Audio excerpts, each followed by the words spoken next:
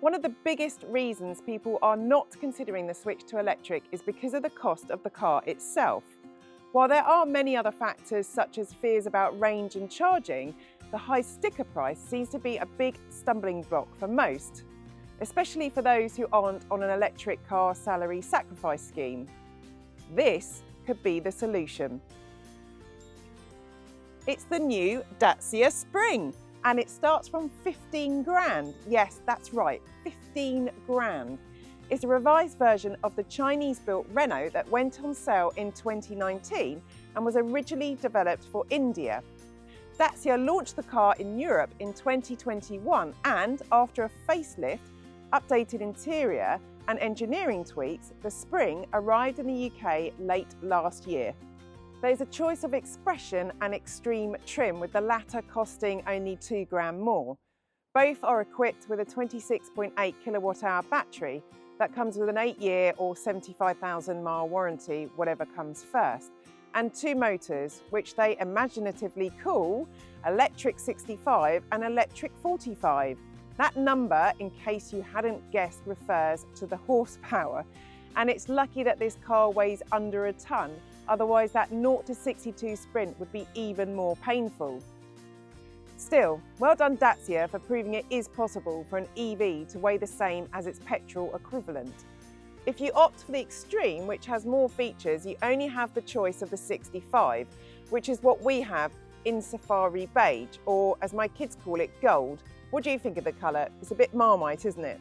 The only options are a £650 metallic paint job, and there are 13 accessories ranging from a tenner to 329 quid. Porsche could really learn a lesson or two here. These include a dash cam, double boot floor for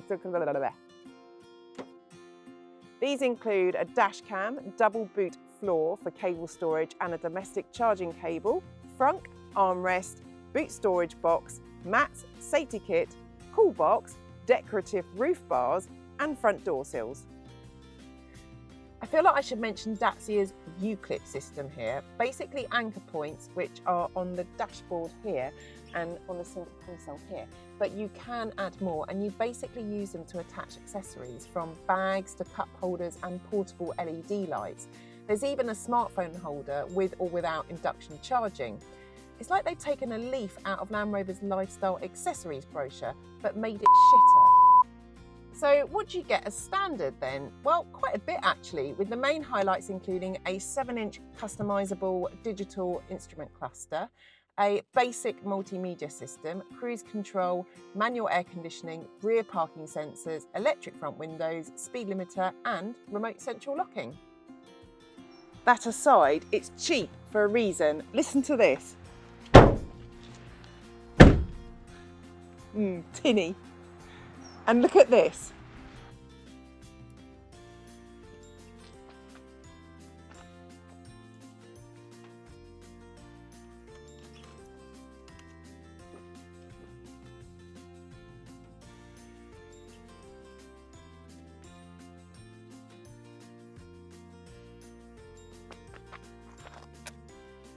It made me wonder just how safe it actually was. So I checked online and I was horrified to discover that the latest Spring has not been tested for safety by Euro NCAP. Therefore, it inherits the 1-star rating from its pre-facelift car.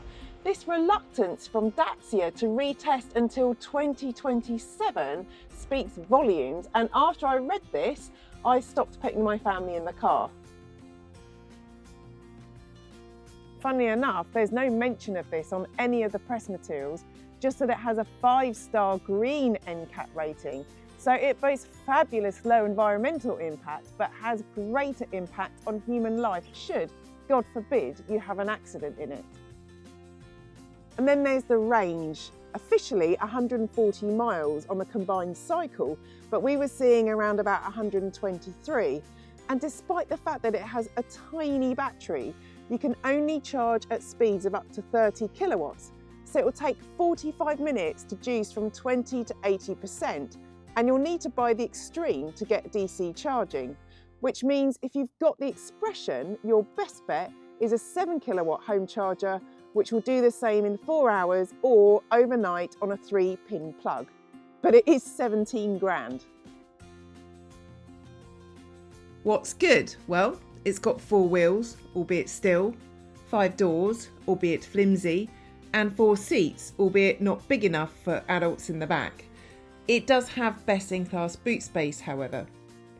Our top spec version adds electric mirrors and rear windows, a multimedia system with 10-inch centre screen that incorporates smart navigation with real-time traffic conditions and up-to-date European maps, 2 USB ports and wireless connectivity with Apple CarPlay and Android Auto plus vehicle to load. It's a surprisingly nice interior with lots of useful little cubbies and physical buttons. I like the squared off steering wheel, Y-shaped air vents and bronze and white detailing that break up all the cheap, nasty hard plastics nicely. Outside, the Spring features the new Dacia design, first seen on the latest generation Duster. It's okay. I quite like the Y-shaped light signature and the chunky black plastic cladding, which means you give even less of a shit than you already did if you scrape it. What's it like to drive then? Well, if you like a good old-fashioned key start and handbrake, you're off to a great start. And it's perfect for around town with one of the best turning circles in its segment, meaning it's a doddle to park and manoeuvre. And its narrow body means you can squeeze through gaps that you'd never otherwise attempt in another car. The suspension is soft as well, which means it's comfortable to ride. Unfortunately, that light steering doesn't translate well to open country roads. It lacks feel and feedback, and it's difficult to accurately place on the road at higher speeds. Same with the suspension, there's loads of body roll and the ride is very bouncy. Go over a pothole and it makes horrific thud through the poorly insulated cabin. Combined with the limited grip from those budget Ling Long tyres, it makes for an unpleasant experience to say the least, and it's a lot worse in the rain.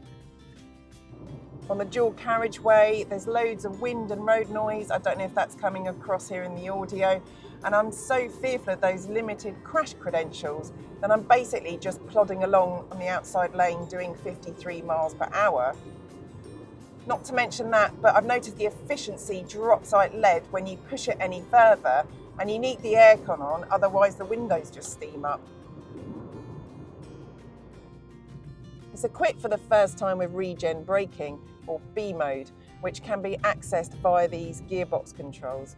They're effective in traffic, pulling you to a slow crawl easily enough, and the hydraulic brakes are surprisingly responsive.